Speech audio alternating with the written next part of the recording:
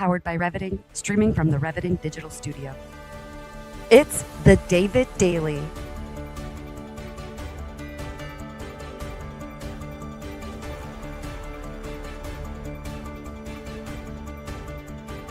Exploring frontier technology, artificial intelligence, quantum innovation, and the intersection of faith, funding, and the future. Here's your host, David Goki.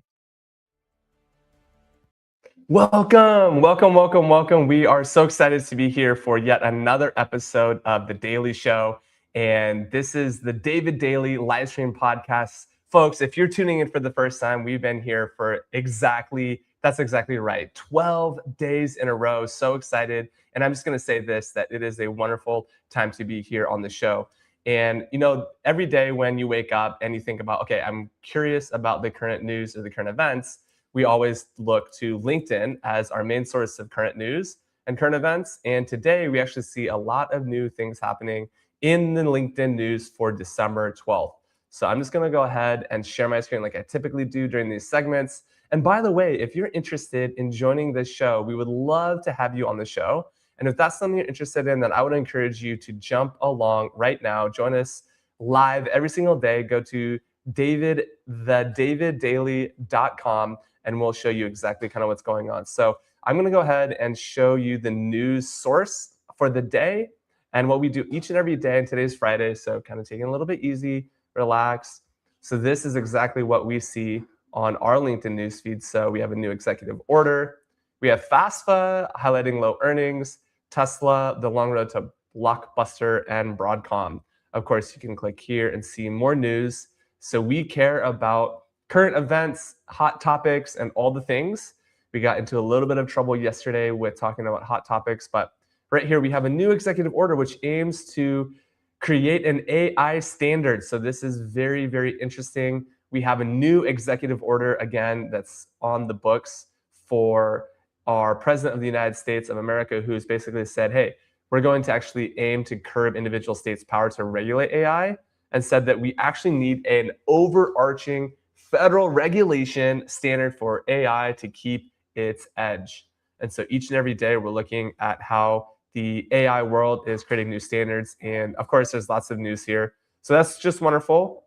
And then we also like to think about other news across all topics. We have three main topics on this show. If you're tuning in for the first time, of course, we have current topics, and that's an example of one. So we have current topics right here, as you can see.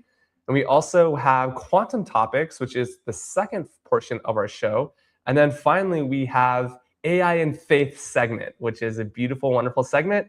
And then, of course, finally, Beyond the Bag, which is one of my favorites, where I travel full time and I pick something out of my bag. So back to current topics, we're actually in a very interesting period in terms of college for students. So if you're a student on LinkedIn and you're interested in exactly what that looks like for you in your career, actually FAFSA, or the federal aid for funding of scholarships, highlights low-earning colleges for students who are preparing to have another data point as they go into school. And actually these scholarships can support up to even $100,000.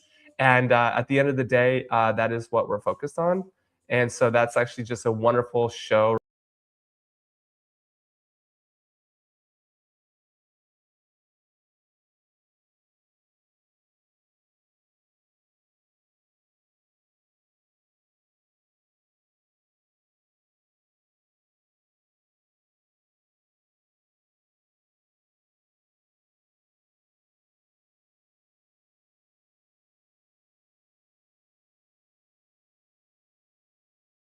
We had a little bit of a technical difficulty there, but we're back and just highlighting FAFSA as a news topic. Of course, we have other news topics as well here coming to you very quickly. So we've been following Tesla and SpaceX. So we know that Tesla and SpaceX are doing well. And actually what's interesting is in this news segment, we're actually seeing that Tesla, of all places, is nearing a 4-year low despite budget models. And we appreciate that we've got some folks tuning in. So basically, they have new Tesla budget models. I believe they announced a Tesla Model S for less than 30 grand. And the challenge here is that actually sales are actually hitting a 4-year low, which is insane. And so we're kind of curious how that will impact Tesla stock. And then, of course, yesterday we talked about in other news, the blockbuster Disney OpenAI deal. This is a $1 billion deal. OpenAI came out and said that, yeah, they're going to invest heavily into Disney characters, licensing actually over 200 characters. Of course, we see that this is a long road to OpenAI. And we see that actually this would be very interesting to see how those 200 characters on Disney are going to show much more about how that legal landscape has changed for OpenAI and also the Walt Disney Company of all companies. So we absolutely love that interesting news. And then interestingly enough, we know that there are a lot of different companies in the broadcasting space, and actually broadcasting company Broadcom suffered with their worst intraday losses since April on today, Friday. And actually one day after their 2026 outlook disappointed investors, while the AI chipmaker sales jumped 28% to 18 billion during its fourth quarter. CEO Hock Tan was vague about the forecast for next year, and the company warned of a narrower margin for its AI system sales. Finally, we also have NVIDIA considering boosting their H200 chip production. We see that coming live where NVIDIA itself is weighing in on whether to expand production capacity for its H200 processor chip. Anonymous sources tell Reuters. And the world's most valuable company this week received U.S. government approval to sell its second fastest chip to Chinese firms in exchange for 25% cut of sales.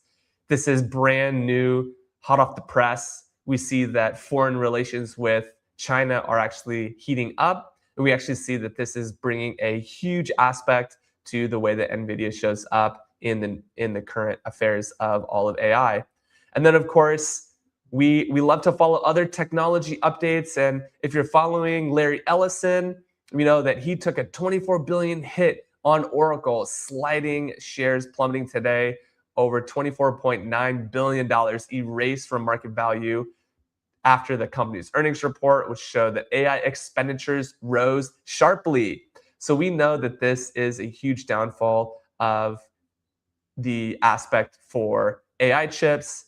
And we know that AI chips are very expensive and very unsustainable. In fact, the data centers that are required for AI chips are just huge. So it's no worry. It's no wonder that there's an interesting aspect there. And also, Ellison had vowed to backstop his son's hostile bid to buy Warner Brothers. Remember, Larry Ellison is in Oracle, and of course, his son is in Warner Brothers, and Warner Brothers Discovery is making a hostile bid for, of course, getting a hostile bid to sell for $30 per share, which is quite interesting in the entertainment and media space. So we're very interested in following that story as well. And then, of course, we talk about coffee. And as we look to Starbucks coffee, we see that actually Starbucks is going through a barista strike.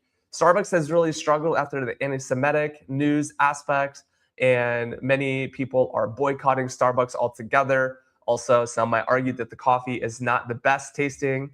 This is approaching its first month mark, and it keeps expanding.